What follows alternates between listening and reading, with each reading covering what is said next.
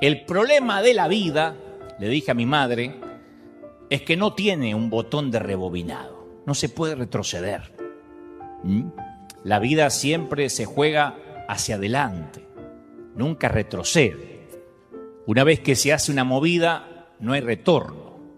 Y cada día, cada segundo, conlleva su propia irrevocabilidad.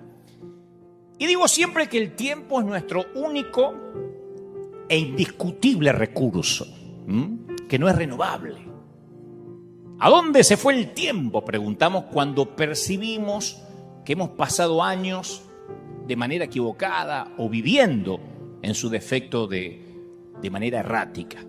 Y la respuesta, por supuesto, es que el tiempo se fue al mismo lugar que siempre se fue. Al final de cada día, una casilla más del calendario pasa de la columna del futuro a la columna del pasado, de posibilidad a historia. Y todos los momentos pueden recordarse, celebrarse o lamentarse, pero nunca se pueden recuperar. La vida es uno de esos juegos en los cuales uno solo puede avanzar.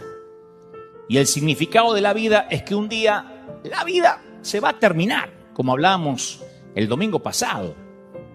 Nunca descubriremos cómo debiéramos vivir la vida a menos que entendamos plenamente el significado del hecho de que algún día va a terminar. Hace un tiempo leí un artículo que llevaba un título que se me pegó, que decía: ¿concuerdan tus compromisos con tus convicciones? Porque las convicciones tienen que ver con nuestro propósito en la vida, ¿no? Con nuestro llamado original.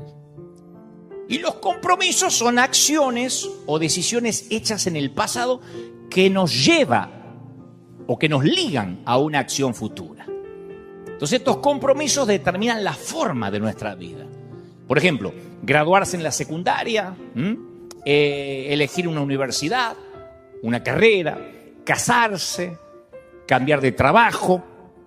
Todos implican compromisos que son dramáticos, son radicales. Y una ventaja de estos compromisos importantes es que resultan fáciles de reconocer. Pero no siempre pensamos en los costos ocultos de estas decisiones. A veces la gente compra una casa enorme que le exigirá trabajar toda la vida para poder terminar de pagarla. Capaz que ven los pies cuadrados de la compra, pero no pueden ver el costo de perder tiempo de calidad con su familia. Y para cuando terminen de pagar la casa, los hijos ya emigraron, volaron, se fueron y se quedan con un cascarón vacío para dos viejos solos que no se mueven de la salita frente al televisor y les sobra el resto de la casa. Pero la mayoría de los compromisos a los cuales nos vinculamos suelen ser rutinarios. Tal vez no son tan dramáticos como comprar una casa. Y los compromisos rutinarios pueden parecer triviales, pero no podemos tampoco subestimar el poder que tienen en nuestras vidas. Y no nos damos cuenta y dejamos que nos incluyan, por ejemplo, en una docena de grupos de WhatsApp y perdemos horas contestando mensajes a gente que no nos importa para que no piensen que somos maleducados, o nos llenamos de cosas que tenemos que hacer porque los demás nos dicen que tenemos que hacerlas. Nos llama nuestra madre y nos dicen: ¿te acordaste, no? Que hoy es el cumpleaños de tu sobrinito, el Caín Jaimito, ¿no? No te olvides de hacer un llamadito o un FaceTime cuando puedas. Existen sectas peligrosas que exigen menos tiempo de una persona que algunas madres. Pero bueno, uno se va llenando de esos compromisos, ¿no? Por eso cuando hacemos un balance de nuestras acciones cotidianas suele haber como una brecha entre lo que valoramos y el uso que le damos a nuestro tiempo. El apóstol Pablo le advierte a Timoteo justamente de esta tendencia. Le dice: ningún soldado que quiera agradar a su superior se enreda en cuestiones civiles. Pero uno se va enredando sin darse cuenta. Las adicciones, por ejemplo, también son un tipo de compromiso tácito, de compromiso implícito.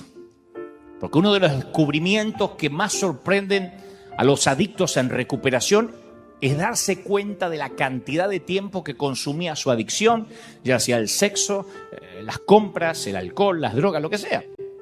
Estos hábitos nos van robando la vida, nos van drenando la vida. Y los compromisos reciben la mayor parte de nuestra atención.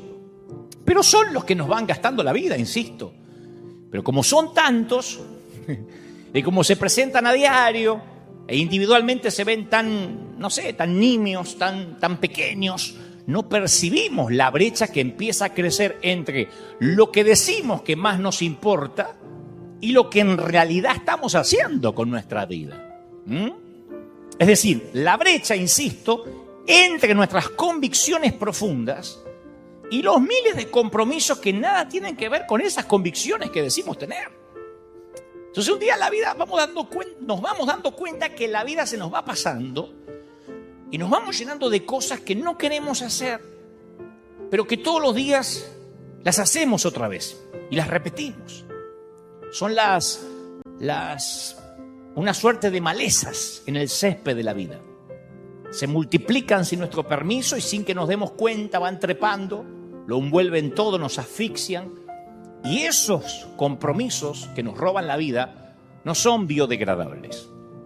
Se quedan ahí dando vueltas, al igual que los envoltorios plásticos y los envases de poliestireno, quedan dando vueltas y vueltas, y no importa cuán importante, rico o poderoso o atractivo o atractiva que seas, el tiempo no espera a nadie.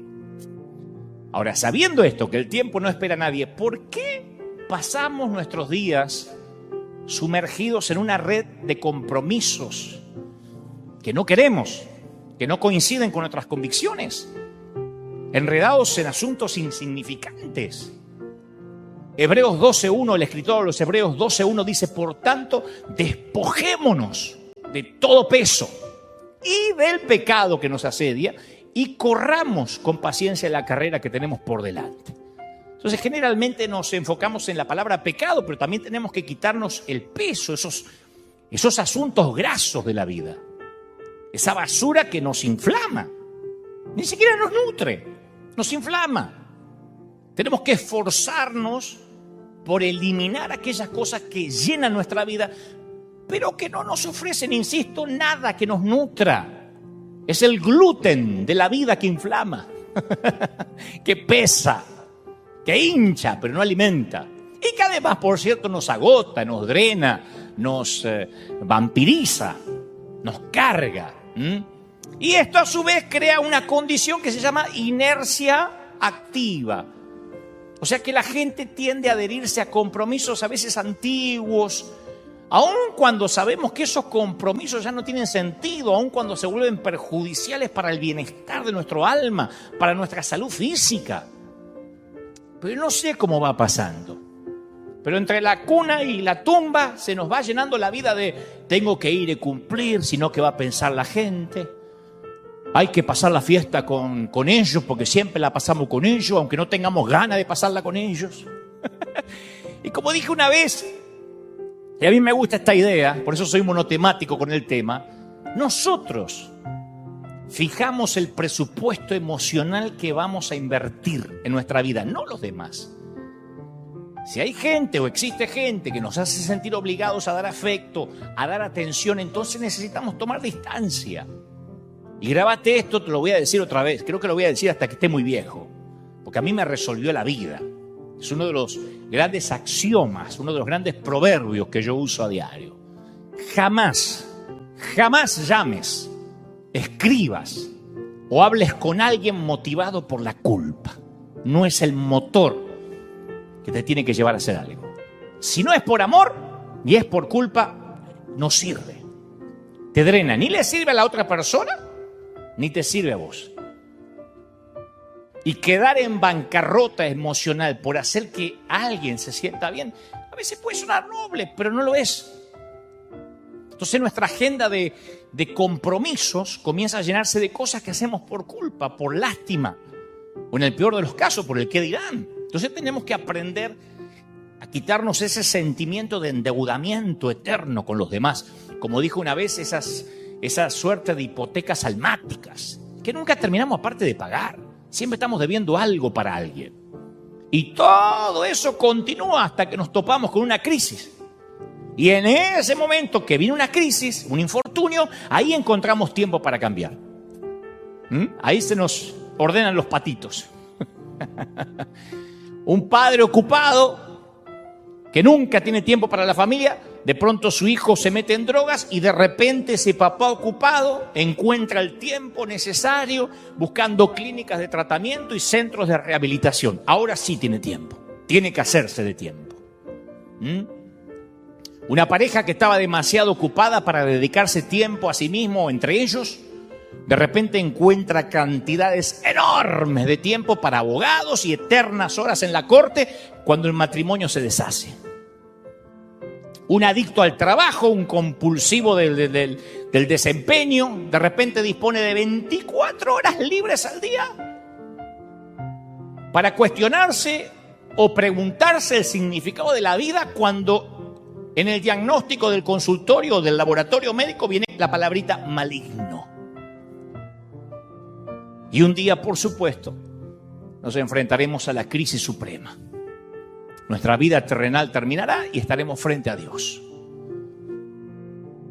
La historia de Jesús sobre el rico insensato es la historia de un hombre que se encamina directo hacia una crisis, como un marinero que está admirado de la solidez de su yate un par de metros antes de caer por las cataratas del Iguazú o las cataratas del Niágara. Si esperamos lo suficiente, la crisis va a venir. La crisis siempre viene. Por eso es mejor no esperar que vengan para replantearnos la vida que estamos viviendo. Entonces yo te hago una pregunta sincera. A esta altura ya te puedo hacer una pregunta sincera. ¿Alguna vez pensaste en dónde vas a pasar tus últimos días en esta tierra? ¿En qué lugar físico? Porque nadie sabe ni cómo va a morir, ni en dónde, pero si vamos a la estadística, lo más probable es que sea en la cama de un hospital. Así que es posible que tus horas finales las pases rodeado de aparatos, en una cama de hierro, conectado a un respirador. Y yo he estado varias veces en la línea de llegada de mucha gente. La llegada del final de la vida, ¿no? Y el patrón apenas varía.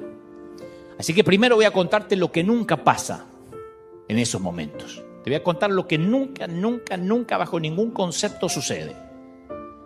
Nunca yo he escuchado a alguien decir: Dante, ¿me podrías traer el diploma de la universidad? Yo quisiera morir abrazado a mi diploma, ¿viste? Porque fui muy feliz con el doctorado. Y quiero morir sabiendo que soy doctor.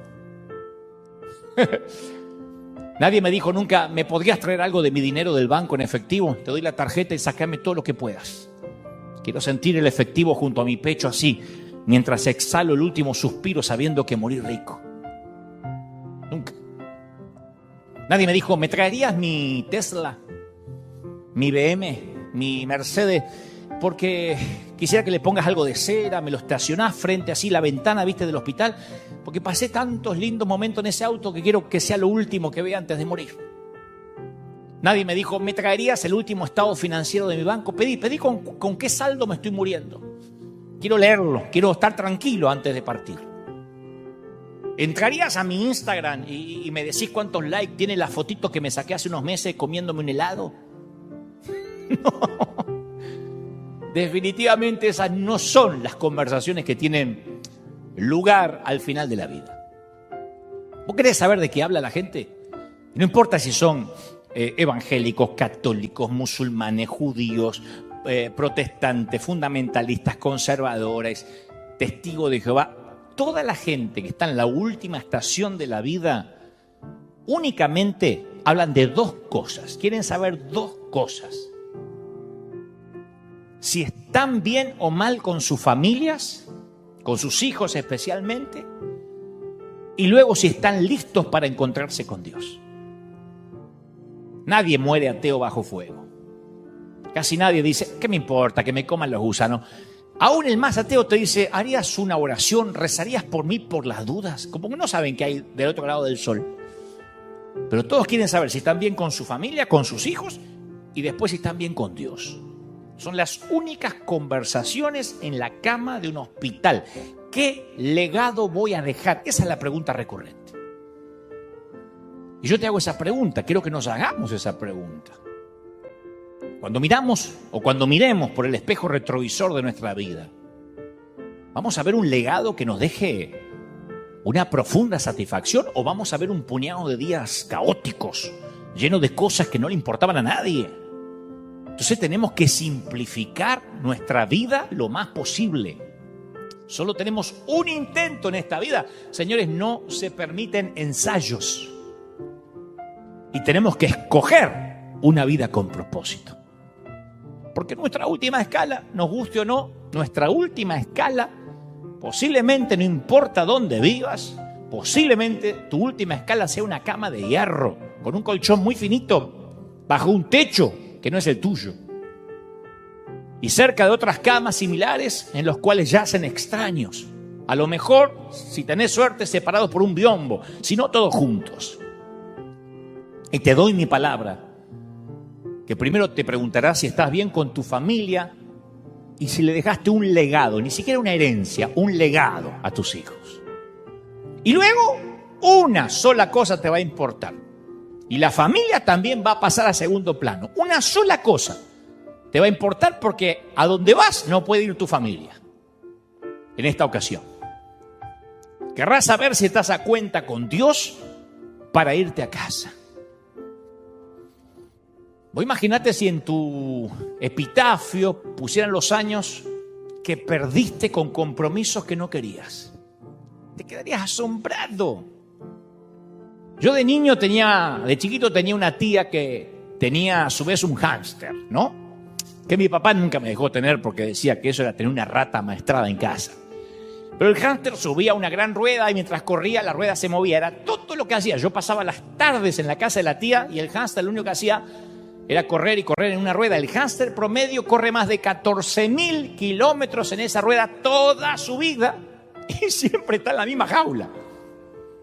Y lo mismo sucede cuando aquello que llena nuestra vida no coincide con nuestras convicciones. Es una vida de carrera frenética que no llega a ningún destino.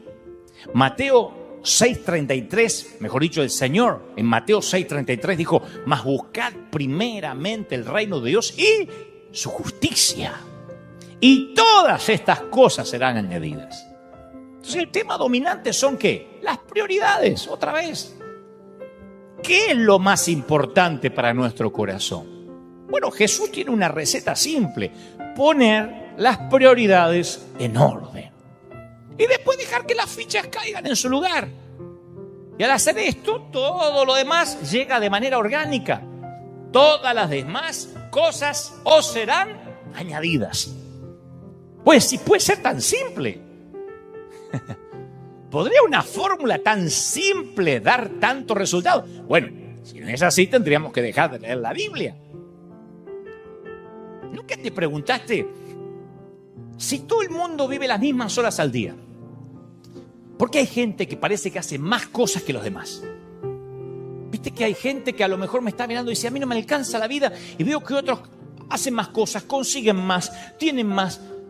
Si el tiempo, te lo voy a poner así, si el tiempo es la unidad monetaria de los logros, ¿por qué algunos parece que tienen más monedas que otros? Y yo tengo la respuesta y te la voy a regalar. Simplifican. Reordenan las prioridades y simplifican. ¿Sabe lo que es simplificar? Es ignorar todo aquello que podrías hacer y dedicarte a aquello que debes hacer. Dejar de lado todo lo que podrías, que estoy convencido que es mucho, y enfocarte en lo que debes hacer. Esa es la manera de vincular lo que uno hace con su llamado. Entonces los que se abocan a una vida pequeña es porque hacen un poquito de todo, picotean por todos lados. Son aprendices de todo, como dijo alguien, y maestros de nada.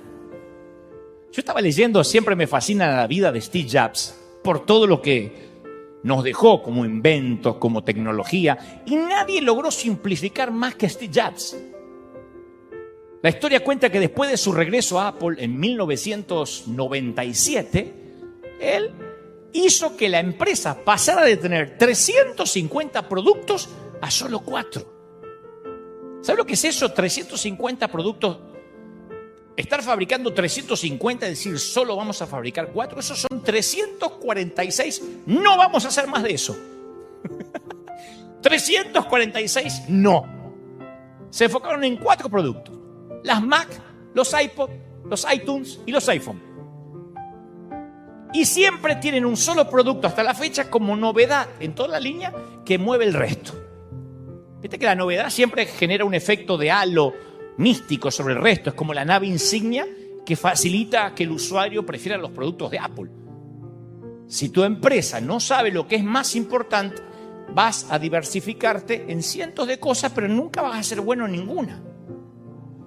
Es como aquellos restaurantes que quieren cocinar de todo un poco para atraer más clientela y hacen pupusa para los colombianos, los venezolanos, hacen unos choripanes para los argentinos y también hagamos unos taquitos para los mexicanos. Bueno, van a traer un poquito de todos y al final no son los mejores en ningún plato y no termina yendo nadie.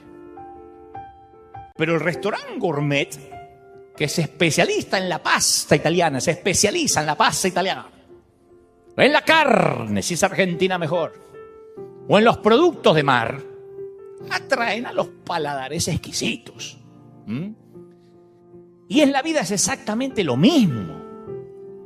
En River, te voy a contar no es una infidencia, pero quizás sea la primera vez que lo diga en público fuera de nuestro liderazgo.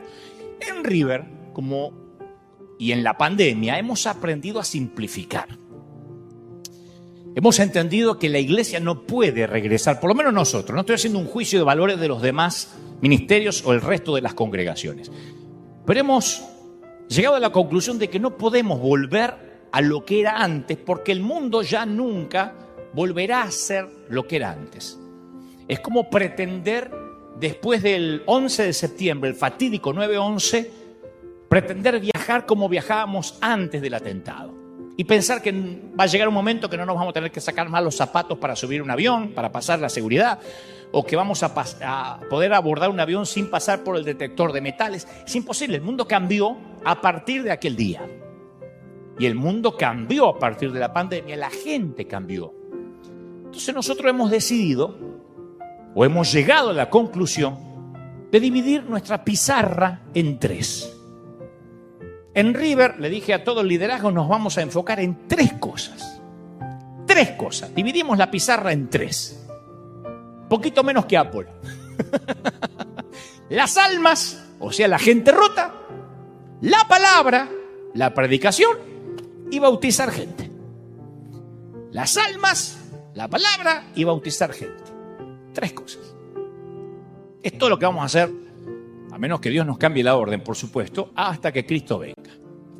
O hasta que nos toque partir. Habrá otras iglesias que se enfoquen en grupos pequeños, lo celebramos. En la consolidación, lo celebramos porque eso tiene que existir, porque todos formamos un cuerpo en la multiforme gracia de Dios. Otros tendrán células, otros congresos proféticos de empoderamiento, conciertos. Pero nosotros nos vamos a enfocar en 3 cosas. Las almas, la palabra y bautizar gente. Y no viven preguntando qué otras actividades van a tener y van a hacer reuniones de esto y van a hacer reuniones del otro. Y hemos decidido que nosotros, en nuestro caso, no seremos un club de actividades para gente aburrida. Vamos a hacer un escuadrón de búsqueda especialista en rescatar almas rotas, gente. No porque seamos los mejores, porque esa es nuestra asignación. Nosotros vamos a especializarnos en lo que creemos que podemos ser buenos o medianamente buenos y efectivos, mínimamente. Y en lo personal me sucede lo mismo. Me invitan a hacer Zoom todas las semanas. Tengo invitaciones a grabar mensajes para congresos. Me dicen, grábate 1 horita y me la mandás por YouTube. A mandar saluditos. Y yo respondo que no voy a hacer nada más que aquello a lo que Dios me llamó y comisionó. Y esto no es porque me puse pedante y orgulloso, sino porque hice las cuentas. Agarré una calculadora, hice las cuentas. Y ya no me alcanza el promedio que me resta de vida para estar haciendo un poquito de todo y dejar felices a todo el mundo. Y en esto implica que no me importa quedar bien con alguien que no conozco, que tampoco me conoce, para que no diga, uy, Dante perdió la humildad porque no aceptó nuestra invitación.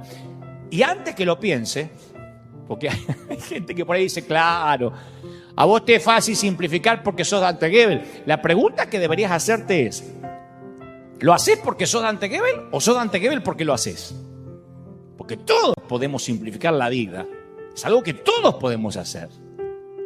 La actividad no siempre está relacionada con la productividad. Y estar atareado no siempre o rara vez tiene que ver con una vida eficaz. Entonces, yo sé que las personas somos capaces de hacer dos cosas a la vez. Pero al igual que las computadoras, no podemos concentrarnos en las dos al mismo tiempo. Porque nuestra atención oscila de una cosa a la otra. No podemos conducir el automóvil y enviar mensaje de texto, o no deberíamos. O controlar al niño que está en la bañera, al bebé, y mientras hablar por celular, hacer un Zoom. Porque nuestro cerebro tiene varios canales, está bien, que no se interfieren. Pero no estamos realmente centrados en ambas actividades. Siempre que hacemos dos cosas, una está ocurriendo en primer plano y otra está en el fondo. Si ahora vos estás escuchando este mensaje y mientras estás haciendo la comida, no estás centrado en el mensaje, centrada en el mensaje o centrado en el mensaje. No, yo puedo hacer las dos cosas. No. Hay una que está en primer plano y una que está en segundo plano. O la comida no va a ser lo mejor o no estás prestando atención a lo que Dios te está hablando. Porque si Dios te está hablando, usando a este burro o a quien sea, y mientras estás haciendo otra cosa o testeando por el celular, es lo mismo que si te llamara el presidente a la casa de gobierno, mientras te está hablando te pones a testear. Y vos le decís, hable, presidente, yo puedo hacer varias cosas a la vez. No, estoy haciendo la lista del almacén, pero usted vaya hablando. Si tuviéramos que atravesar un precipicio en una cuerda, dejaríamos de hablar, ¿o no? Por eso cuando los hombres nos perdemos, vamos manejando y nos perdemos, lo primero que hacemos es bajar la música. Me perdí. Y lo primero que hacemos es bajar la música. Porque no sé por qué, eso habría que buscar una explicación científica. Pero yo creo que si tuviéramos que explicar cómo aterrizar un avión, dejaríamos de caminar. Podemos hacer dos cosas a la vez, pero no somos eficaces en ambas. Todos queremos que el cirujano no se distraiga si nos opera. No nos gusta pensar que el cirujano, mientras nos está operando, está haciendo una ensalada de rúcula. O que el piloto de avión esté mandando textito a la novia despegando de la nave. No. Queremos que los castiguen severamente si hacen algo así. Entonces, ¿acaso no valoramos nuestra vida de la misma manera? ¿No es importante tu asignación en la vida para que requiera concentración? Esto te lo voy a decir una sola vez. El que tiene oídos que oiga, como dijo el Señor. Si tenés concentración, porque hay gente que dice, yo soy de concentrarme. Sí, pero no tenés prioridades. Tenés concentración, pero no tenés prioridades. Vas a tener mucha excelencia, pero nunca vas a avanzar. En cambio, si tenés prioridades, pero no lográs concentrarte, sabés lo que tenés que hacer, pero nunca vas a terminar. Entonces, ¿qué es lo que más importa en la vida? Bueno, si alguien puede darnos cátedra de qué es lo que importa en la vida, es el hijo de David, Salomón. Cuando uno se pregunta las cuestiones profundas de la vida, tiene que buscar, luego de leer todo lo que dijo Jesús, el segundo recurso es buscar lo que dijo Salomón. Salomón buscó ese algo con desenfreno y después registró sus hallazgos intelectuales o arqueológicos del alma en el libro de Eclesiastés. Eclesiastés, él escribe 12 capítulos de una lucha libre e intelectual acerca de lo que importa y lo que no importa en este mundo. Como que él te hace la tarea práctica, te escribe la tesis para que no tengas que andar sufriendo. Para de sufrir, la Salomón. Y las reflexiones de Salomón a veces parece que ofenden, pero son descarnadamente sinceras. Si vos querés escuchar a alguien que ya está de vuelta de todo, es Salomón. Así que te invito a que te sientes a los pies del hombre más sabio del mundo y escuches conmigo. Primero, en Eclesiastés, y como debe ser, Salomón menciona la salud física. Una buena salud te ofrece una mejor calidad de vida, sin duda. Si siempre tuviste buena salud, seguramente ya la estás dando por sentado. Pero habla con quienes no, quienes atravesaron el COVID durante esta temporada y te dirán lo que significa la salud. El aire, el respirar libremente, sin asistencia, sin estar entubado. En Eclesiastés 1, Salomón va al grano y dice, generación va, generación viene, pero la tierra siempre es la misma. Nadie se acuerda de los hombres primeros, como nadie se acordará de los últimos. No habrá memoria de ellos entre los que habrán de sucedernos. Entonces Salomón arriba a la siguiente conclusión. Dice, ya sea que disfrutes de una salud fantástica o tengas una salud frágil, el fin es el mismo para todos. Moriremos y el mundo va a seguir. Como mencionábamos hace 2 domingos en el mensaje El último tren a casa. Luego Salomón menciona la educación. Bueno, el tipo era reconocido por su sabiduría, por su dialéctica, por su intelecto. Nadie sabía más que él en el mundo del siglo X antes de Cristo. Entonces Salomón dice, me dediqué de lleno a explorar e investigar con sabiduría todo cuanto hace bajo el cielo. Me puse a reflexionar y aquí me tienen. Engrandecido, dice Salomón, con más sabiduría que todos mis antecesores de Jerusalén.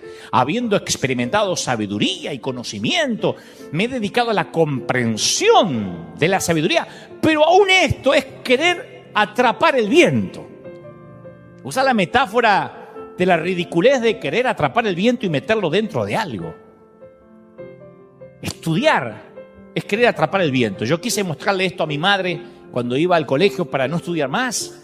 Le dije, mirá mamá, el tipo más sabio del mundo dice que estudiar es como querer atrapar el viento. Y la vieja me corrió con la escoba y me dijo, vas a estudiar, qué bueno sos Salomón. Pero él no dijo que no eran malos, que era malo estudiar. Él dijo que no te va a traer satisfacción ni felicidad. O sea que el conocimiento como objetivo final tampoco vale la pena. La educación es un medio para un fin, no un fin en sí mismo, ¿no? Un título no te define en la vida. Así que él lo dice claramente, el título no sirve de nada. El doctorado no sirve de nada como fin, no te hace más feliz. Luego, el sabio también menciona el placer. Dice, y en cuanto a los placeres, ¿para qué sirven? Quise luego hacer la prueba de entregarme al vino, o sea que probó. Es un turismo por la borrachera. Y me traté de aferrar a la necedad. La pregunta es, ¿cuánto Malbec mendocino hace falta para llenar el vacío del alma? ¿Cuántos bebedores sociales de verdad están vacíos? Luego Salomón, enumerando esta suerte de vanidades, dice, empieza a hablar de los logros o el trabajo. Entonces los adictos al trabajo. Él menciona a los adictos al trabajo ya en ese tiempo, que tienen la misma enfermedad que los alcohólicos, solo que la droga es legal. Él dice, realicé grandes obras, me construí casas. Salomón dice, me planté viñedos, cultivé mis propios huertos y jardines, y en ellos planté toda clase de árboles frutales. El tipo no construyó una casa, sino varias mansiones y suntuosas. Cada vez que me toca estar al lado de la cama de alguien que está por tomar su último tren, si es que tiene la providencia de estar consciente, yo suelo preguntarle cuáles son sus remordimientos. Pero no lo hago para mortificarlo, sino para aprender. Y la mayoría coincide y dicen algo como, estuve tan ocupado intentando mejorar el estándar de vida de mi familia que antes que me diera cuenta, mis hijos crecieron, se fueron, se emanciparon y nunca llegué a conocerlos. Y ahora están demasiado ocupados para mí. Y pasa que algunos acontecimientos se presentan a veces acompañados con una alarma, con un sentido de urgencia. Un mensaje de texto que hay que responderlo ahora. Un nivel de colesterol que está muy alto y hay que bajarlo ya. Pero el llamado a amar casi nunca viene acompañado de urgencia. Siempre decimos que podemos procrastinar, dejarlo para después. Y a lo mejor te perdiste la oportunidad de sentarte en el piso con tu hijo para jugar a la lucha, mirar una película infantil o escuchar cómo le fue hoy en la escuela. Y vos decís, bueno, pero ya habrá tiempo para eso cuando todo se calme, ahora estoy tapado de deudas. Y a lo mejor ya pasó mucho tiempo desde que tuviste una conversación profunda con un muy buen amigo, de esos que podés ser vos sin fingir. Esos que podés abrirle el corazón. Y vos decís, sí, ahora que lo mencionás lo tengo que hacer un día de esto. En un día de esto nos tenemos que juntar a comer. Lo que pasa es que ahora estoy muy ocupado. ¿Le alimentaría el corazón a tus viejos padres? O a uno de los dos, si está vivo, que tomaras el tiempo de expresar el amor que le tenés? Sí, lo tengo que hacer. Tengo un día de esto, tengo que ver a la vieja o ver al viejo, pero pasa que mi vida está muy llena ahora. Y así la vida se va pasando. Los hijos se van, los buenos amigos se cansan y desaparecen, y los viejos se nos mueren. ¿Vos creés que se recuperan cosas? ¿O crees que se recuperan momentos, que se pueden rebobinar los momentos como contarle un cuento a tu nene de 5 años antes de acostarlo? ¿Vos crees que es igual una fiesta de cumpleaños de 6 años cuando tiene amigos imaginarios que el cumpleaños de tu hijo a los 17, que es igual? ¿De verdad pensás que es lo mismo ir a ver jugar a tu hijo chiquito que irlo a verlo jugar de adulto? ¿Vos creés que podés pactar con Dios para que el tiempo se detenga para vos y para que todo lo importante se quede congelado hasta que estés listo para jugar con tus hijos? No va a pasar. No se puede pausar el tiempo, no se puede congelar. Necesitas tener una frecuencia de vuelo. Necesitas estar enfocado. De otro modo vas a comprar la casa y vas a perder el hogar en el proceso. Vas a tener ahorros, vas a tener buen crédito. ¿Para qué? Para pagar la cuota alimentaria que dictamina el juez para tus hijos. Entonces en las redes sociales está la gente que te quiere por lo que haces. En las redes está la gente, no sé si te quiere, que te pone like a lo mejor de manera hipócrita por lo que haces, lo que decís o lo que mostrás. Tus hijos te quieren por lo que sos. Porque si fuiste un mal padre, yo te aseguro que no lo podés arreglar siendo un buen abuelo. Por más buen abuelo que intentes ser, perdiste tu única oportunidad de ser padre. No se puede rebobinar. Y tus hijos, que van a ver tus vanos intentos de arreglar lo que hiciste como padre, intentar arreglar lo que hiciste como padre ahora como abuelo, van a saber que sos un fraude. Intentando torpemente remediar de viejo lo que no pudiste hacer cuando eras más joven. Entonces cuando jugás con el tiempo, la mayoría de las veces es una apuesta que no vas a poder pagar. Y aún si crees que te la podés jugar y podés ganar, primero asegúrate, cuando entres al casino de la vida, que podés vivir sin eso, sin aquello que podrías llegar a perder. Hay una gran escritora llamada Mary Jane, creo que se llama Irion, si lo pronuncio bien.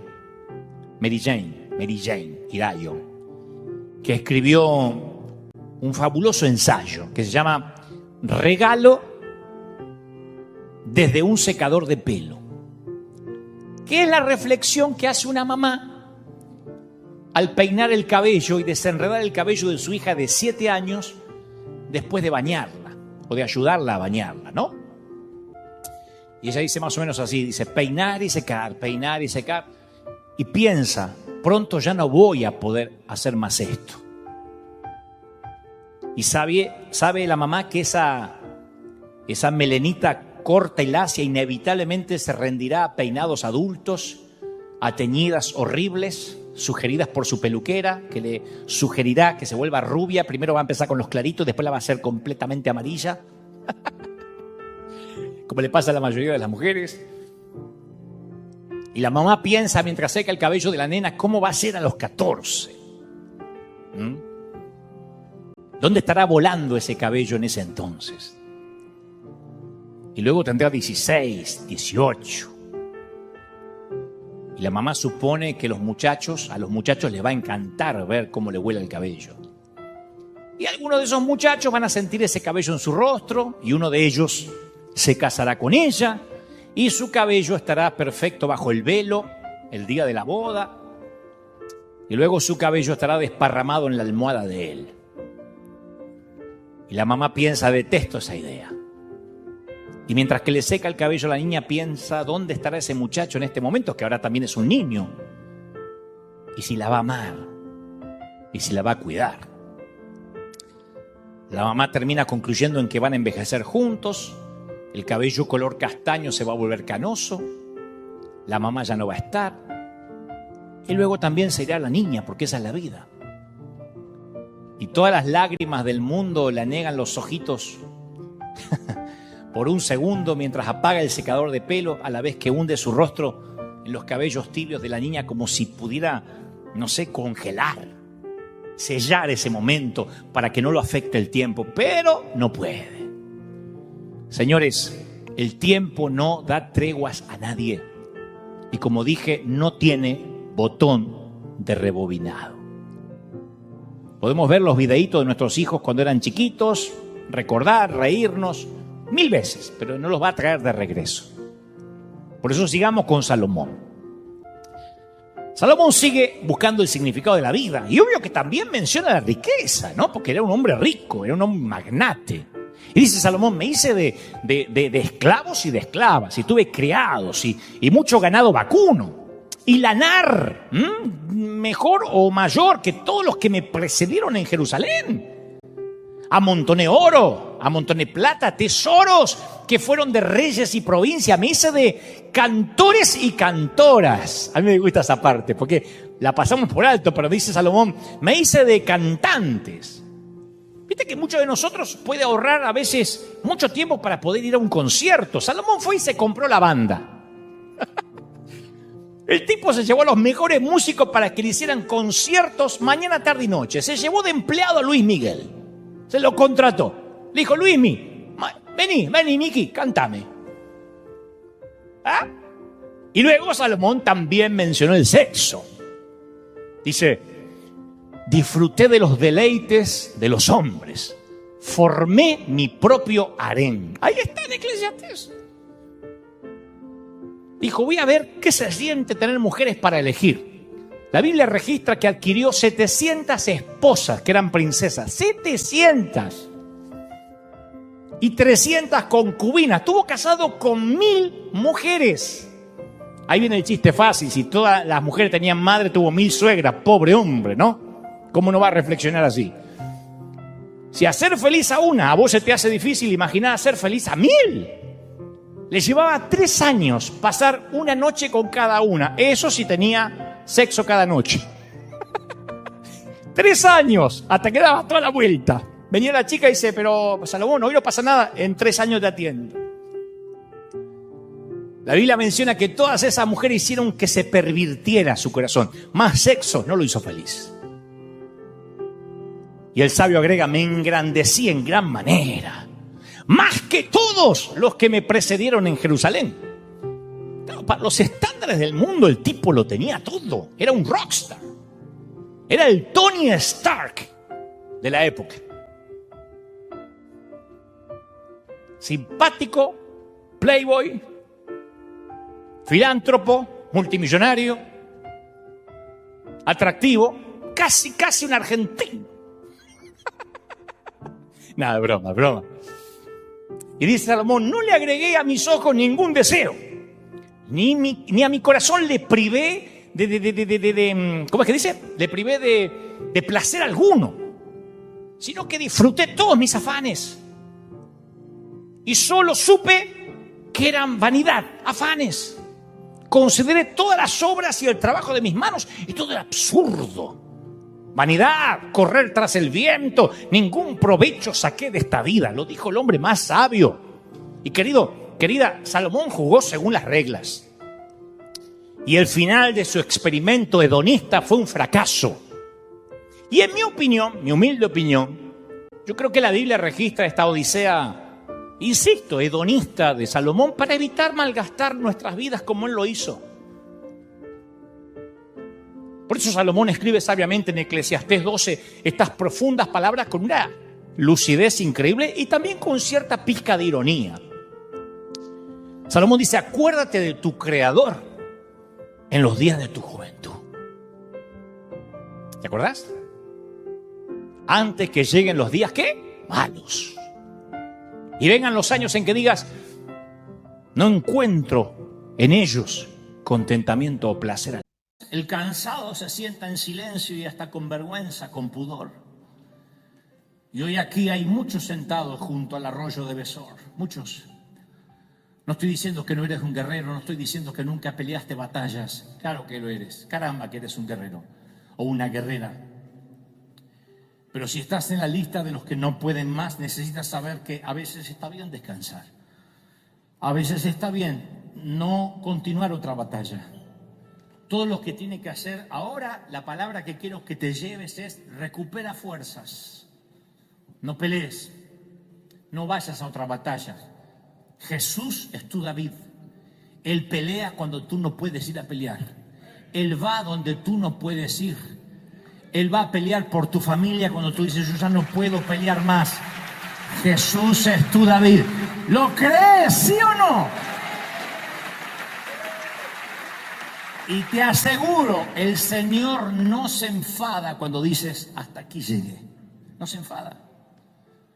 Él fue quien dijo en Marcos 6:31: vengan a un lugar tranquilo y descansen un poco conmigo. Dios fue el que le dijo a Elías: come, duerme, descansa, largo camino te resta. No le dijo: eres un cyborg, eres un robot, te pones de pie como sea y sigues. Él dijo: no, come, duerme, descansa. Todavía te queda un largo ministerio por delante. A mí una de las frases que más me disgusta es cuando me escriben en las redes: de Dante, te ves cansado. Pero no me disgusta porque me ven cansado, sino que es una forma de decirme: tienes una cara espantosa. A mí me gustaría decirle: gracias, vos también te ves horrible, pero no vas a arreglarlo descansando. Eso ya viene de fábrica. Lo mío se me pasa, lo tuyo no. Pero no me gusta. Entonces, cuando Jesús apareció en escena, la gente también estaba cansada, estresada, agotada por la religión, intentando complacer a Dios. Y de pronto aparece Jesús y es el primer rabino que promete: vengan a mí los que están trabajados, cargados, y los haré, ¿qué? Descansar. Los haré descansar. Nos hará descansar. Alguien tiene que decir: ¡ay, qué Dios que tenemos! Mis queridos, eso era una ráfaga de aire fresco en un ambiente reprimido. ¿Descanso de veras? ¿Qué quiere decir, Señor, con descanso? Y el Señor prometió una carga fácil, un yugo ligero, que era una referencia a los agricultores que ponían sobre los bueyes.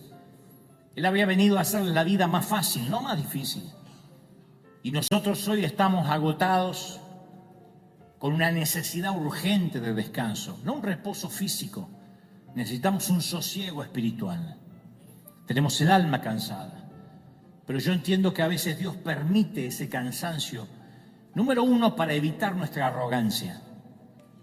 David le dijo a los muchachos: no ganamos porque fuimos 400 valientes, sino porque Dios nos dio el regalo de la victoria. No ganamos porque fuimos 400 mejores que los otros 200, sino por la gracia de Dios. Entonces a veces Dios permite el cansancio para demostrarnos que el mundo sigue girando sin nosotros. Para demostrarnos que nuestros hijos van a seguir cuidados por Dios, aunque tú no tengas más fuerzas. Aunque no les tengas el control, aunque no les pongas el FBI encima, Dios dice: yo estoy cuidando tus hijos. Dios va a cuidar tu familia, Dios va a cuidar tu empresa para que nadie te robe cuando tú digas: no puedo vigilar más.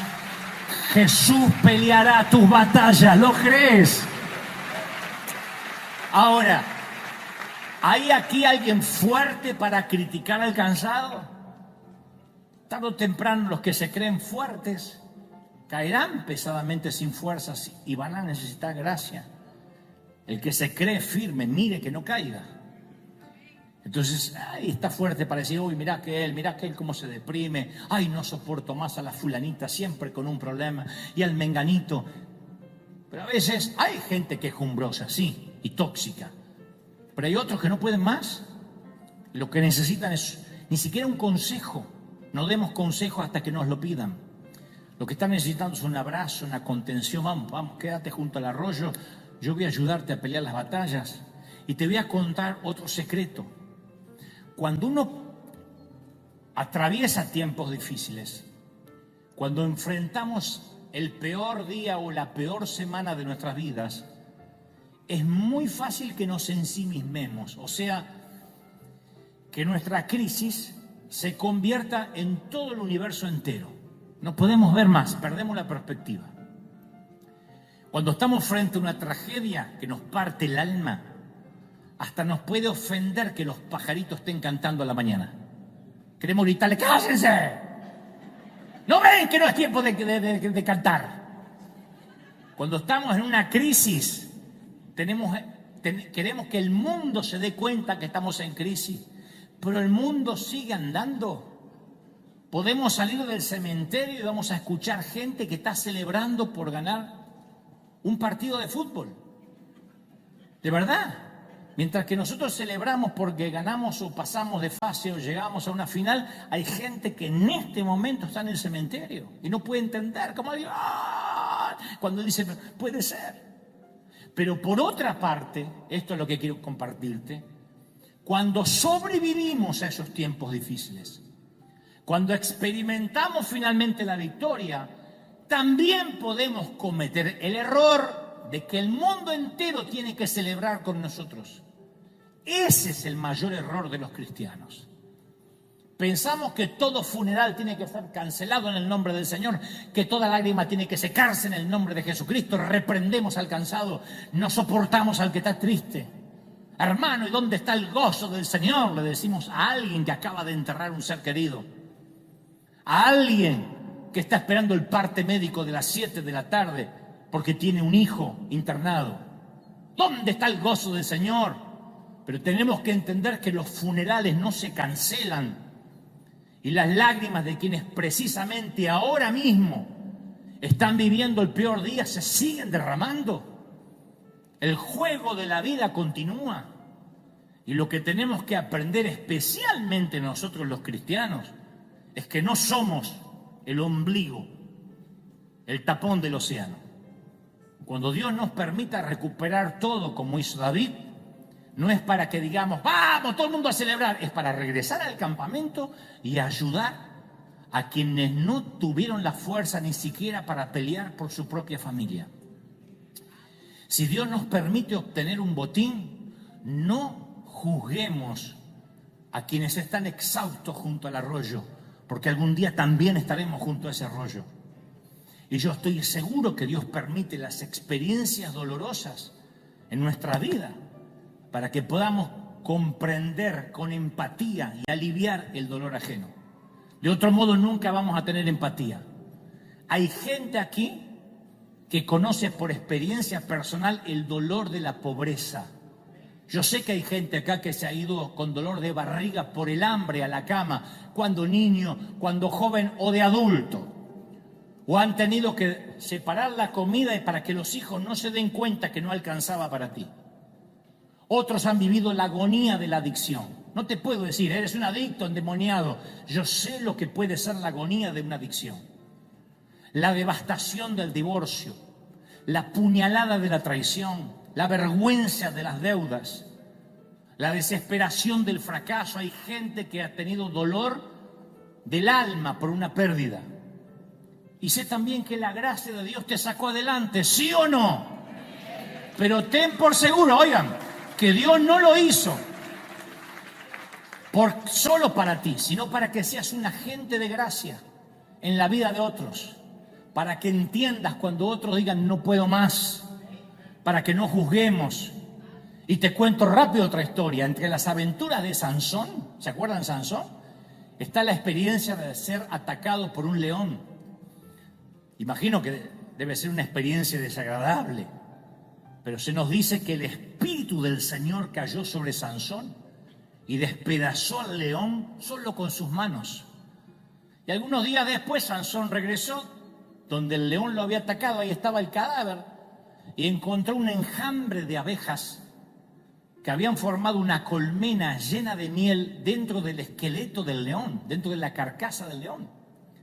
Sansón llenó sus manos con miel y lo compartió con sus padres.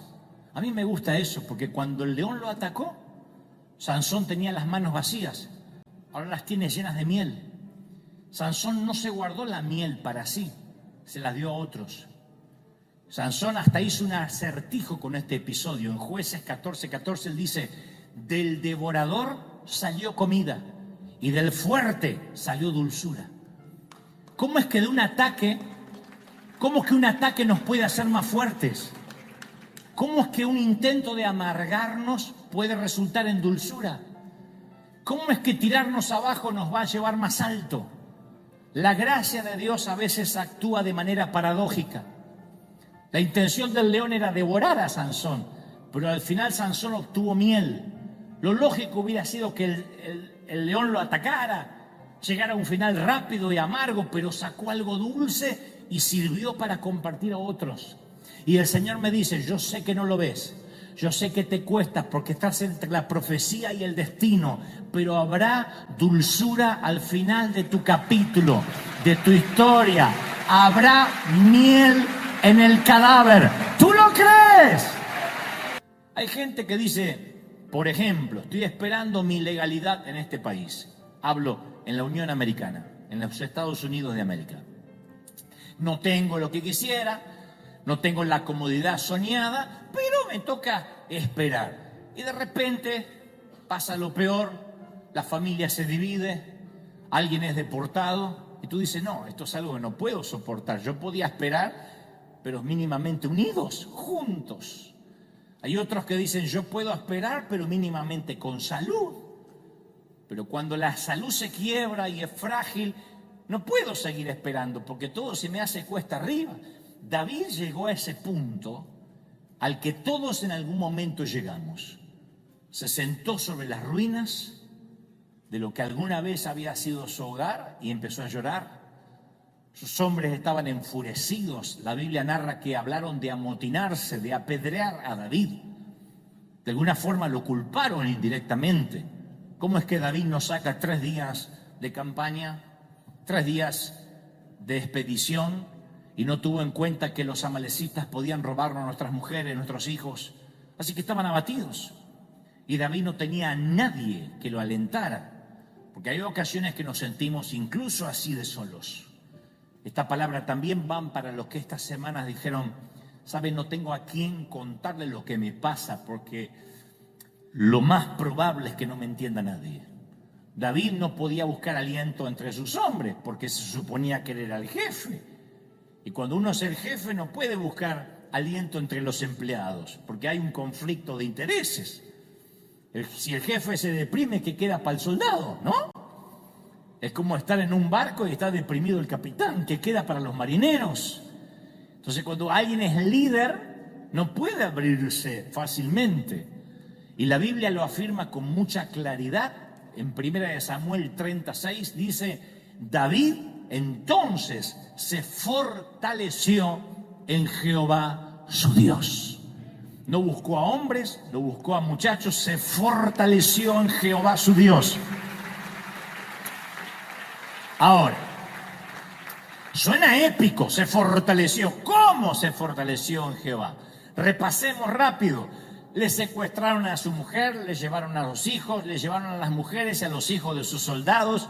Hay una depresión absoluta en el campamento. David tomó su arpa. Recordemos que además de guerrero y de líder militar era músico. Se retiró a un lugar solitario y comenzó a cantar.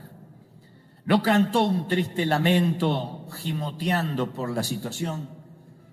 En vez de eso, cantó acerca de la majestad, del poder de Dios. Le cantó a quien ya le había dado mínimamente 2 victorias improbables, el león y el oso y el gigante Goliat. Así que, ¿qué cantó David en medio de la devastación? ¿Qué se puede cantar en una villa calcinada? ¿Qué melodía uno elige para cantar en esa tierra que está entre la profecía y el destino y que ahora encima está en ruinas? ¿Qué es lo que uno canta?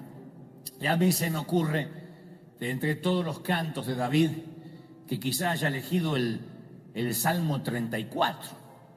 Yo creo que es la canción ideal. Mientras escribía este mensaje, yo pensaba, es la canción que posiblemente haya entonado si es que lo que buscaba era fortalecerse en Dios. David había escrito este salmo apenas 2 años antes que ocurriera esto en Siclag, cuando Dios lo había librado de un rey filisteo llamado Abimelech. Así que yo puedo imaginar a David sentado en las cenizas de lo que alguna vez fue su hogar, con un arpa en la mano, cantando: bendeciré a Jehová en todo tiempo, su alabanza en mi boca estará. Y los soldados lo oyen. En Jehová se gloriará mi alma, lo oirán los mansos y se alegrarán. Y los soldados dicen: hey, parece que David empezó a cantar. Engrandeced a Jehová conmigo, exaltemos aún a su nombre. Busqué a Jehová y él me oyó, y de todos mis temores me libró. Y lo canta: engrandeced a Jehová conmigo. Y mientras que el murmullo empieza a subir desde el sitio donde está cantando David, mientras que él dice: bendeciré a Jehová en todo tiempo, empieza a dar una lección de moral a sus soldados. Porque bendecir a Jehová en todo tiempo es todo tiempo. Buenos tiempos, malos tiempos.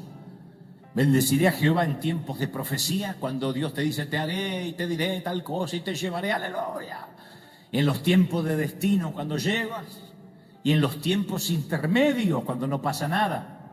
Bendeciré a Jehová en el intermedio, cuando a mí me toca esperar y la suegra se viene a mi casa y Colombia intenta ganar. Engrandece a Jehová conmigo, exaltemos aún a su nombre. Busque a Jehová y él me oyó, y de todos mis temores me libró. Él dice: su alabanza en mi boca estará. Me gusta eso. Cuando la alabanza está en nuestra boca, no hay rezongos, no hay quejas, no hablamos negativamente. La alabanza es la lengua vernácula, la lengua local de la fe. Luego David canta: engrandecer a Jehová conmigo. No necesita Dios que nosotros lo hagamos grande, engrandecer a Jehová. Es David el que necesita verlo en mayor perspectiva. Cuando miramos algo con un telescopio no cambiamos el tamaño de lo que estamos mirando. Lo que cambia es nuestra percepción del objeto. Vemos la estrella a lo lejos y decimos que es chiquitita, con el telescopio lo vemos gigante. No es que se agrandó la estrella o el planeta, nosotros tenemos un cambio de perspectiva. Entonces, cuando estamos en medio de las cenizas, tenemos que rehusarnos a engrandecer el problema, o a engrandecer la deuda, o a engrandecer al enemigo. No pongamos la lupa sobre el problema, sino que hay que poner la lupa o el telescopio sobre Dios y decir: Dios es más grande. Dios es más grande. ¿Alguien lo cree, sí o no? Engrandecer a Jehová conmigo. Y cuando engrandecemos a Dios, empequeñecemos el problema, siempre. Y mientras David cantaba, le sobrevino un cambio. Eso es lo que ocurre en la adoración. Por eso es que adoramos. Por eso es que cantamos.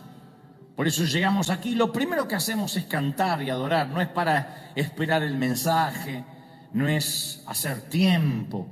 Algo empieza a cambiar cuando exaltamos su nombre, cuando adoramos, a pesar de las crisis. Y los hombres también, los hombres de David también notaron ese cambio en él. Porque cuando un hombre, cuando hablo de hombre no hablo de género, cuando un hombre o una mujer se fortalece en Dios, se destaca en medio de una multitud desalentada. La gente puede estar desalentada, pero cuando alguien empieza a adorar, su rostro cambia, su mirada cambia. A quienes son líderes o tienen el don del liderazgo, Dios le da ese don de resiliencia, esa ingeniería interna para poder reinventarse y continuar. Yo siempre digo, el líder no puede darse el lujo de quedarse llorando bajo la manta semanas. Tiene que reinventarse, tiene que decir, hay que continuar. En tiempos buenos, en tiempos malos, en tiempos de espera, en tiempos de destino, en tiempos de profecía. Esto de continuar es un atributo esencial del liderazgo. Si alguien dice, yo no sé si soy líder o no, bueno, tienes que verte a ti mismo, cómo reaccionas cuando la vida te golpea o intenta noquearte. Si eres de los que se levantan otra vez de la lona y siguen peleando como Rocky Balboa, Adriana, y sigues pegando, eres líder. Si al primer cachetazo te caes y dices, ¡ah!, como los jugadores de fútbol, y empiezas a revolcarte pidiendo tarjeta amarilla, no eres líder. Ahora, si el enemigo no logra robarnos el gozo, nada nos va a detener. Lo que quiere robarnos el enemigo siempre es el gozo. Recordemos que David, cuando se equivoca, no dice, Señor, devuélveme la salvación, porque él sabía que no la podía perder, era el Hijo de Dios. Pero él dice, devuélveme el gozo, que me vuelva el gozo de la salvación. Si el diablo te logra robar la alegría de tus días, la alegría de ser papá, la alegría de ser cónyuge, la alegría de ser hijo, te habrá robado todo el futuro. El diablo está consciente de esta verdad espiritual revelada en Nehemías 8:10, que dice, no os entristezcáis, porque el gozo de Jehová es vuestra fuerza, es lo que te levanta. El gozo te levanta. ¿Alguien lo cree, sí o no? Te levanta. Llega un momento en la vida en que hay cargas que simplemente ya no podemos cargar, no podemos llevar. Hay ocasiones, de hecho, que una última gota rebasa el vaso del cansancio. Y quizás sea una tontería nimia, trivial, pero traspasa nuestro límite, cruza nuestra última frontera, supera nuestro umbral del cansancio. Nuestro jefe nos dice, necesito que te quedes unas horas más. Es un pedido trivial, si se quiere, pero en el momento menos indicado, en la hora más inoportuna, tú dices, ¿de verdad? Nuestra pareja nos dice, solo te pido que me esperes un poco más, te prometo que voy a cambiar, seré diferente. Nuestros padres nos dicen, nunca te exigimos nada, pero necesitamos que asistas a esta reunión familiar. Tú dices, no quiero encontrarme con fulanito, con menganita, pero tus padres insisten, hazlo por nosotros. Nuestros hijos nos reclaman, necesito que vuelvas a ayudarme, mamá, papá, no tengo a quién recurrir. Y ese pedido no está mal en sí mismo, insisto, pero en el momento inoportuno es esa gota que rebasa nuestro vaso del cansancio. Nuestro amigo nos dice, sé que siempre te estoy pidiendo cosas, pero necesito que me hagas un favor más. Y aunque todos estos son pedidos nobles, el problema de fondo radica en que hemos a veces tolerado, hemos aguantado, hemos perdonado y hemos dejado pasar por alto demasiadas cosas. Y cuando hemos tolerado tanto, nos desplomamos en algún momento de la semana y decimos, hasta aquí llegué, yo no puedo más, hasta aquí llegué. Insisto, es una gotita que rebasa el vaso, no tiene que ser una tragedia, un infortunio, sino que a veces es una gotita, un pedido de más, un favor más, que dice, no, ya está, basta. Y hoy quiero hablarle de un grupo, quiero hablarte de un grupo de valientes que también se desplomó y que ya no tuvieron fuerzas para avanzar y dijeron, hasta aquí llegamos, para que veamos que no estamos solos en esta historia, en esta crónica. Como suele decir una amiga, quedaron en coma mental y no pudieron ya pensar, no pudieron ver más allá, no pudieron visionar. Lograron salir adelante, pero con mucho esfuerzo, pero dijeron hasta aquí llegamos. Y la revelación de esta historia es la asombrosa actitud que tiene Dios para con la gente que llega al límite de sus fuerzas. Porque uno pensaría inmediatamente que cuando uno no puede más, Dios nos desecha, nos hace un costado, elige a otro. Sin embargo, hay una asombrosa actitud con aquellos que dicen, hasta acá llegué, yo estoy cansado, de manera que no puedo a veces ni orar, no puedo ni leer la Biblia, no tengo ganas de levantar las manos, no sé ni cómo llegué hoy domingo al servicio o cómo estoy mirando esto a través del streaming. Dicho esto, tenemos que hacer un poco de historia para hablarte de este grupo de valientes que te decía que no pudo más. Recordemos, te hablé de David hace unas semanas atrás, el David que menciona la Biblia, el rey David, que cuando David era un adolescente de unos 15 años, el profeta Samuel había ido a su casa y lo había ungido como el futuro rey de Israel. Tendría aproximadamente entre 14 y 15 años. Unos meses después, David fue lanzado repentinamente a la fama cuando mató a Goliat, el paladín guerrero de los filisteos. Después del triunfo sobre Goliat, David dejó los rebaños de su padre y la Biblia narra que se convirtió en miembro del servicio real del rey Saúl. Fue contratado como uno de los músicos para tocar justamente en el palacio. Saúl, al poco tiempo, hizo a David capitán de su ejército y este condujo a los escuadrones de Israel a una victoria tras otra, una victoria tras otra. David se convirtió, siendo jovencito, en un héroe nacional de los israelitas. Pero cuando el paranoico y neurótico rey Saúl se puso celoso por la popularidad ascendente de David, empezó a buscarlo para asesinarlo, para matarlo. Y David se vio obligado a vagar por las laderas de las montañas de Judea con su banda mercenaria de 600 hombres que lo seguían. Era un rebelde, un proscripto de la ley. Durante ese tiempo, cuando David esperaba el cumplimiento de la profecía que sería el próximo rey, insisto, recordemos que Samuel dijo, tú serás el rey sobre Israel, y derramó aceite sobre él cuando tenía 15 años. Así que mientras que él espera el cumplimiento de esa profecía, él y sus hombres, 600 forajidos, que la Biblia describe como desalmados, pobres, menesterosos, se hicieron sus guerreros, establecieron su hogar en una ciudad llamada Siclag, al sur de Judea. Siclag. Para ese entonces David, se presume, tendría 29 años de edad. Un muchacho. David, sus hombres y sus respectivas familias se asentaron en este sitio llamado Siclag por el periodo de 1 año y 4 meses. Y este dato que voy a darte ahora no es menor, porque es determinante para que luego entendamos el cansancio de alguno de sus hombres.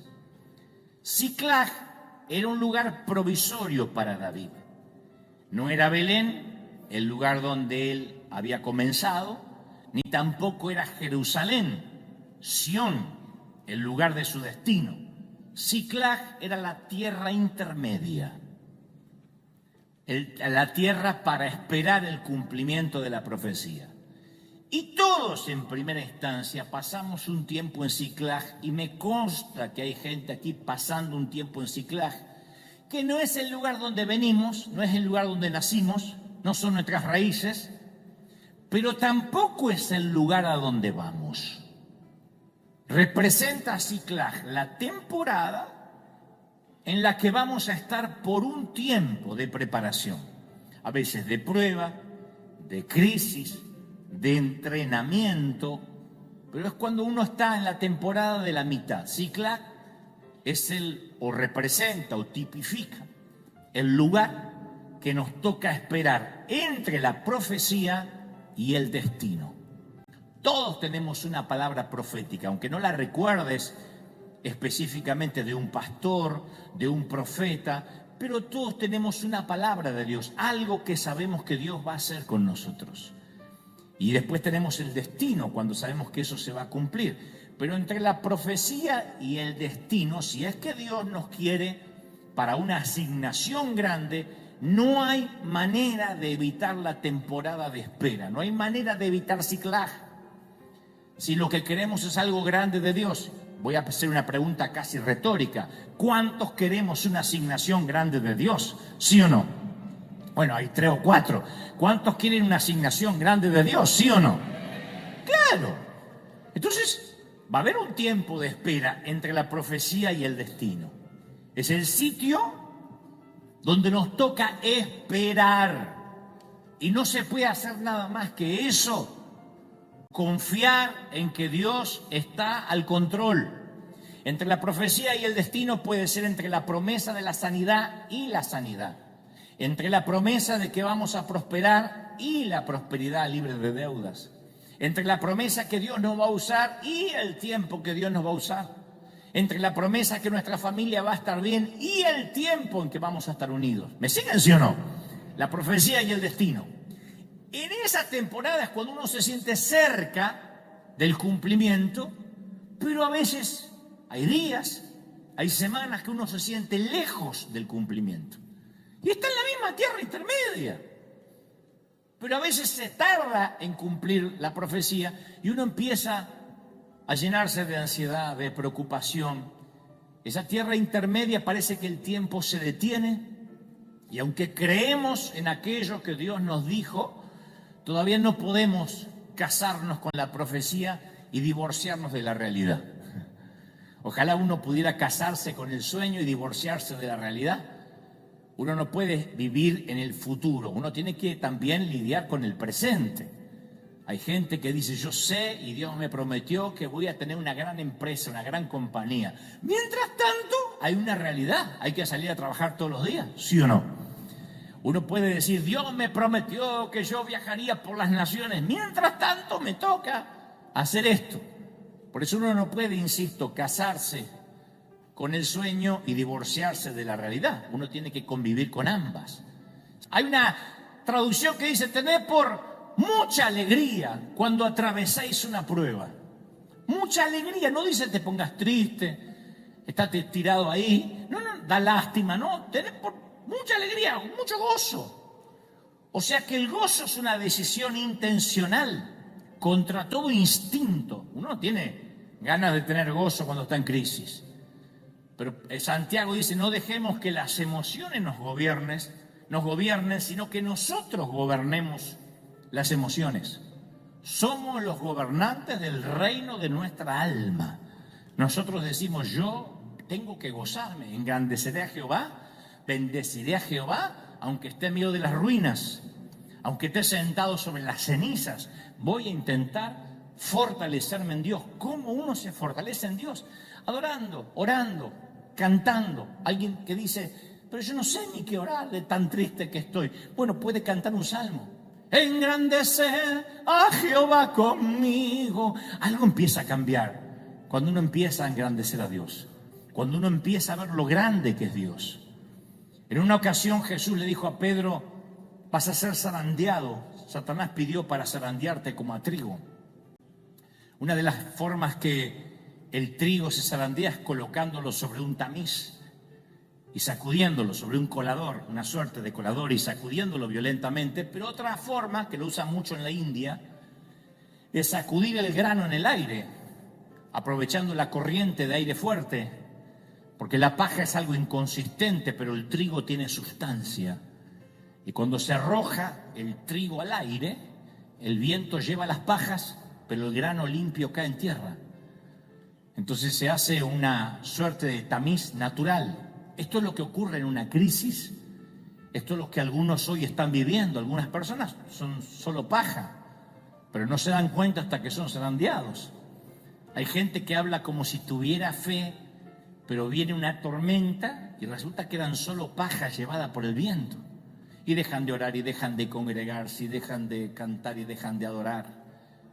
David sabe que el objetivo de esta prueba es transformarla en testimonio, que prevalezca el grano de la fe. Y esa es la palabra que yo tengo también para esta mañana o esta tarde. Dios va a hacer que prevalezca el grano de tu fe. Va a sacar lo que no sirve, va a sacar lo que estorba y el grano de la fe va a prevalecer. Mis queridos, sin prueba no hay historia. Sin prueba no hay historia. Lo diré otra vez, sin prueba no hay historia. Y David, en medio de una Siclag devastada, ora al Señor. Luego de cantar, ora y le pregunta al Señor: Señor, ¿debo perseguir a esta banda que se llevó a las familias nuestras? Luego le pregunta: ¿los voy a alcanzar? Porque no quería desperdiciar recursos. Y el Señor le responde: persíguelos.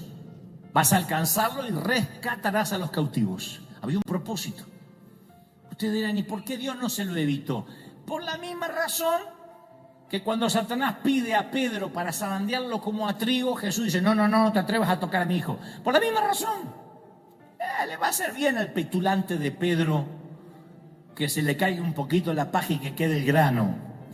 Le va a hacer bien a David ir a por las mujeres, por los hijos, porque además tengo un botín preparado para él. Era la manera que Dios tenía para bendecir a David y sus hombres. La cosa es que cuando Dios le dice: ve y persíguelo, lo vas a alcanzar, vas a rescatar los rehenes, además traerás tesoros. David reúne a su infantería y se encaminan a la persecución de los amalecitas. Vamos a por ellos. Salen en una misión de rescate por los rehenes. Obviamente todo el mundo quiere ir, pero aquí es donde sucede algo extraño y muy singular. Primera de Samuel 39 relata que partió David, él y sus 600 hombres, y llegaron hasta un torrente, hasta un arroyo llamado Besor, donde se quedaron algunos en ese arroyo. Y David siguió adelante con los otros 400, porque atrás se quedaron 200 que no quisieron cruzar el arroyo de Besor.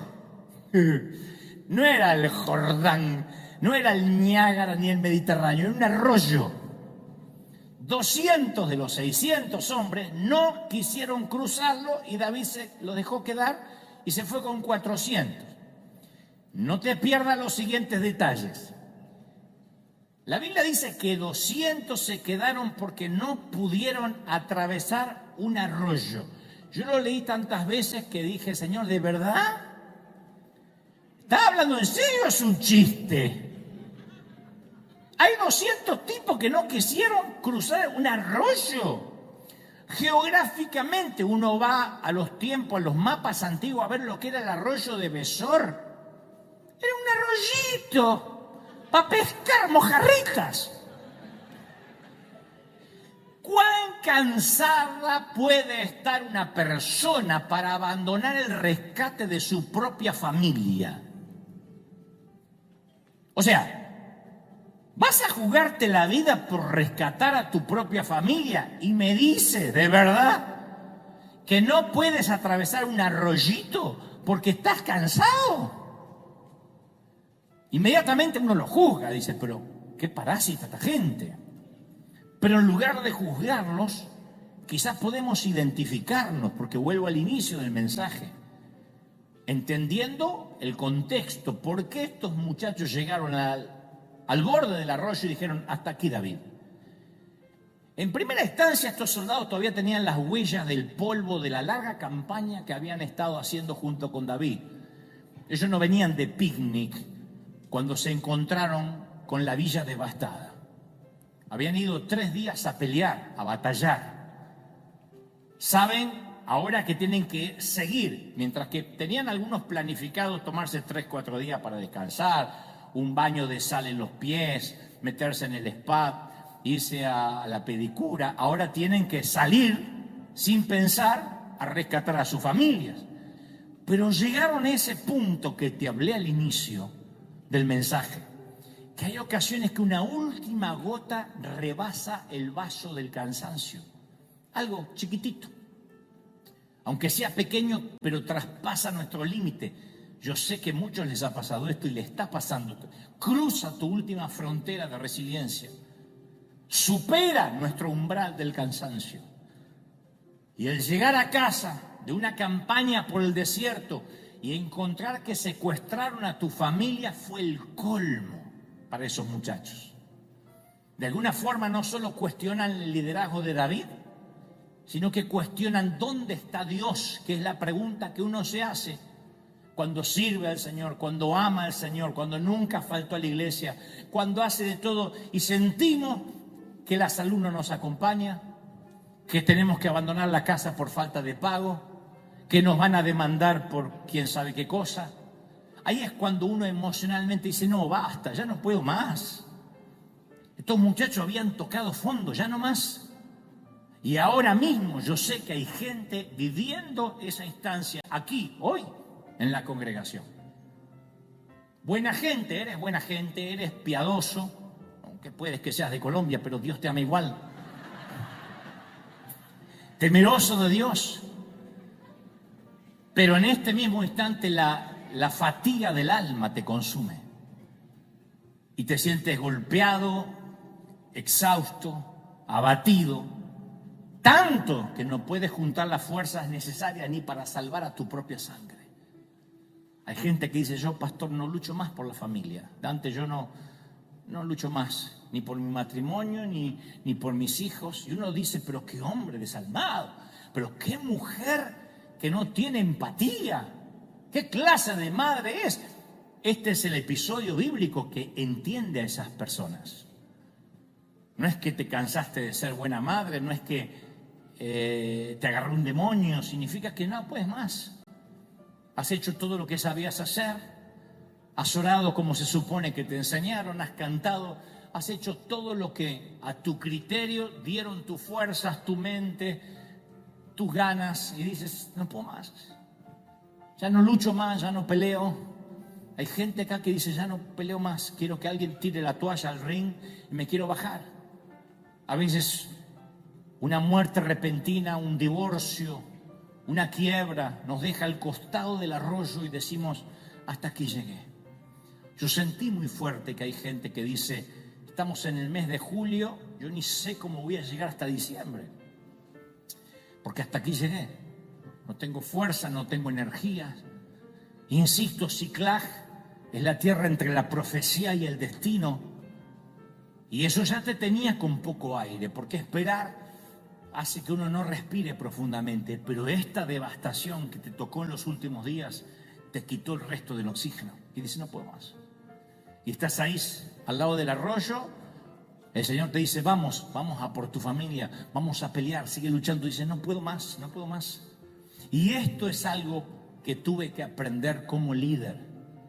¿Qué hacemos con la gente que no puede más? ¿Qué hacemos con la gente que está junto al arroyo de Besor hoy? ¿Los reprendemos?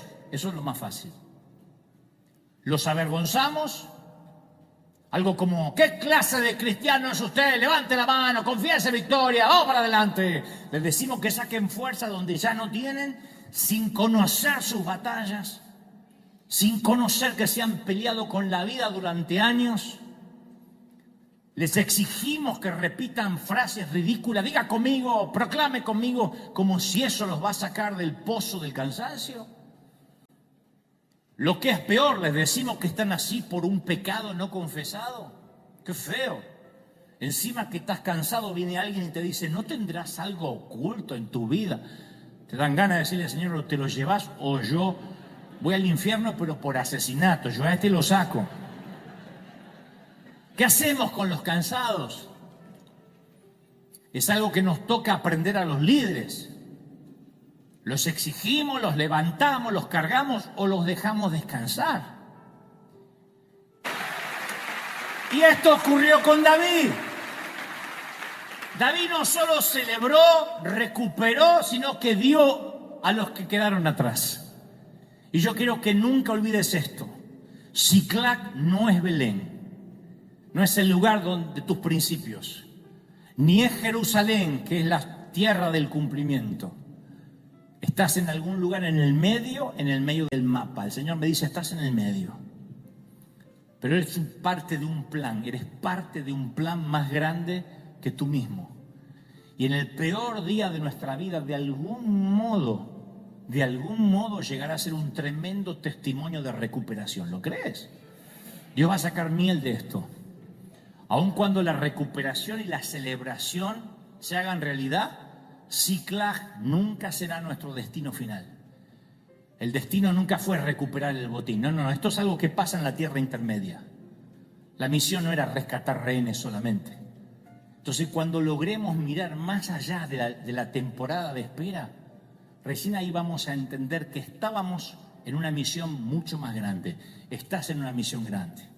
Dios no te deja hasta que no haya hecho contigo lo que dijo que iba a hacer. No te va a dejar. Y hoy quiero honrar al ejército de respaldo de Dios, a esta infantería tantas veces olvidada.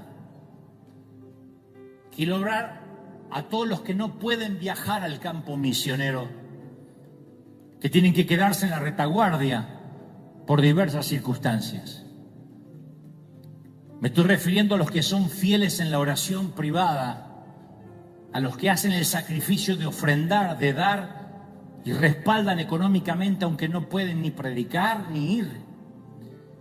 Los que no pueden salir al campo de batalla, no se los ve cantar en público, no se los ve predicar. A las mamás que crían hijos pequeños y no dan abasto entre el colegio, las tareas, las enfermedades virales que estos mocosos traen del colegio. A los que tienen 2 empleos por día y apenas pueden congregarse los domingos y soportar no quedarse dormidos. A los papás solteros que hacen malabares para trabajar y tener tiempo con sus hijos. A las abuelas que están aquí presentes, que creen que cuando oran por sus nietos nadie ve su aporte. A los que están en contabilidad, a los que atienden teléfonos, los que sirven café, los que barren, los que lustran, los que reponen el agua, los que limpian baños, los que pintan zócalos, los que sonríen en la entrada, a los que cuidan niños ajenos, los que ordenan nuestro estacionamiento, los que están detrás de una cámara, de una consola de sonido, a quienes enrollan y desenrollan cables, organizan planillas de Excel, reparan equipos, hacen mantenimiento, instalan luces, arreglan averías. A todos ellos les doy un claro mensaje. Ustedes son la línea de suministro y de abastecimiento del frente de batalla. Y en aquel glorioso día, cuando la batalla haya acabado, cuando finalmente bajemos nuestras espadas espirituales, muchos estarán delante del Señor pensando que llegaron con las manos vacías. Y esos santos desconocidos dirán entre sí: no tengo nada que presentarle al Señor. No hice nada valioso, no llevé almas a Cristo. No organicé congreso, no dirigí alabanza, no prediqué ante un gentío. Sin embargo, qué momento asombroso les espera cuando Jesús empieza a repartir el botín parejo para todos. Yo me imagino al apóstol Pablo llegar al cielo y todas sus victorias, sus almas ganadas, todas las iglesias que estableció están allí. Y entonces aparecen mujeres y hombres de Antioquía que serán llamadas a pararse ante Pablo. Esas personas ayunaron, oraron por la salud del apóstol, impusieron manos, lo enviaron. Otros donaron, sembraron con sacrificio. Ninguno de ellos atravesó el Mediterráneo, no viajaron a Macedonia, pero son llamados a compartir el botín de Pablo, porque lo sostuvieron. Quedarse en casa con el bagaje es un alto llamado de Jesucristo. ¿Lo crees? La palabra dice en 1 Corintios 12, 18, mas ahora Dios ha colocado los miembros, cada uno en el cuerpo como Él quiso. Si eres una mujer, tienes un alto llamamiento, como también alguien que sea maestra de una escuela dominical, quien ordena los asientos, quien se ocupa de reponer las baterías en los equipos, Si eres un hombre o una mujer de negocios, descansa en tu llamado. Si eres un vendedor, un mecánico, un albañil, un mesero, no tienes que forzarte para ir al campo misionero. Descansa en tu llamado. El botín va a ser repartido en partes iguales entre los que salen a la batalla y son visibles y entre los que se quedan en el suministro y abastecimiento de la batalla. Por eso dije al inicio que este mensaje es para las almas cansadas, para quienes no pueden avanzar. Y mírame bien, porque solo lo diré una vez. Como líder, no tengo opción. Muchas veces me toca seguir avanzando. Y eso no significa que te deje atrás. Solo que quizá haya algunas batallas en las que no puedas llevarte conmigo y está bien, te entiendo, necesitas descansar junto al arroyo. Sé que necesitas tiempo, recuperar oxígeno, pero quiero que sepas que ambos estamos en la tierra intermedia, esa que está entre la profecía y el destino. Aún no llegamos a Jerusalén, estamos en tránsito, así que esto es lo que haremos. Tú te vas a quedar cuidando el bagaje, yo avanzaré con quienes creen que aún tienen fuerzas para continuar. Rescataré a tu familia, los traeré a casa, y como te prometí, cuidaré de tus hijos como si fuesen los míos. Y a mi regreso celebraremos junto el botín que Dios nos permita recuperar y conquistar. No tienes que ir a la próxima batalla, pero te pido un enorme favor. Si puedes tomar el arpa y donde quiera que estés, te pido que cantes conmigo. Puedes no ir, pero sí puedes cantar. Puedes no batallar, pero puedes adorar. Bendeciré a Jehová en todo tiempo. Su alabanza en mi boca estará. En Jehová se gloriará mi alma, lo oirán los mansos y se alegrarán. Y conmigo, engrandecer a Jehová, exaltemos aún. Bendito eres. Busqué a Jehová y él me oyó, y de todos mis temores me libró. Levanta las manos conmigo, todos.